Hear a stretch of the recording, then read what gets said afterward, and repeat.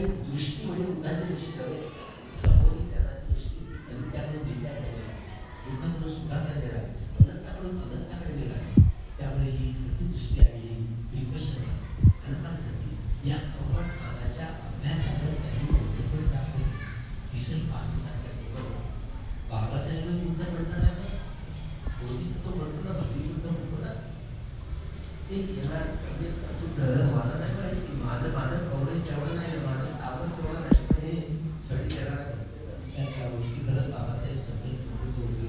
ते आर्य मंत्री उद्भवणार आहेत का, ते ज्यांच्याकडे टावर असतं ते ज्यांच्याकडे असतात, बरेच ज्ञानी असतात, निवासानुसरीचं ज्ञान असतं, युक्तिवादाचा अभ्यास असतो, त्यांनाही कळतं. त्यामुळे या प्रत्येककडून माहिती करणं घेणं मला तर पाहिजे. तुम्ही जर मला विचाराल तर मी मला कवरेज नाही, हे ज्यांच्याकडे अर्हत्व प्राप्त झाल्यानंतर ज्या अभिनय असतात, या अभिनय ज्ञानाच्या आधारावर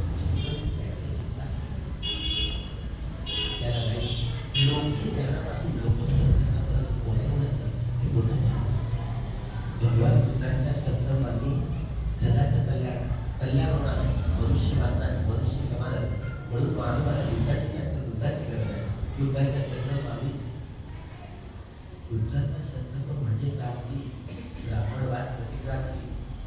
त्यामुळं हे समजण्यासाठी क्रांतीची परिभाषा इतर जगाच्या कुठल्या तत्त्वज्ञांना नाही समजते. मार्क्स असो, एंगल असो, कुणीही असो, कोणते धर्म म्हणजे क्रांती आणि माणसाचा आपोजिट स्वभाव बदलला मठ ठाण्याच्या माणूस सुदृढ होतो म्हणजे माणूस घडतो.